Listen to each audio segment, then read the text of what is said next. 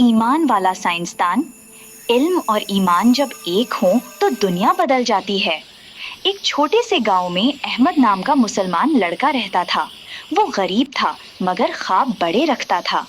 हर रात आसमान के तारे देखकर कहता, या अल्लाह, मैं तेरी निशानियों को समझना चाहता हूँ।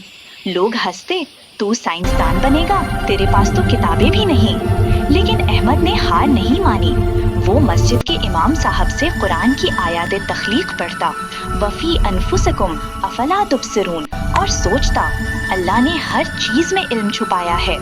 सालों की मेहनत के बाद अहमद ने सूरज की रोशनी से पानी साफ करने का सादा आला बनाया। वो आला गांव के हर घर में लगा। अहमद ने सिर्फ साइंस नहीं सीखी बल्कि ईमान के साथ इल्म को इंसानियत की खिदमत के लिए इस्तेमाल किया। मुस्कुराते हुए उसने कहा, इल्म तब रोशनी बनता है जब दिल ईमान से रोशन हो। मॉरल, अखलाकी सबक,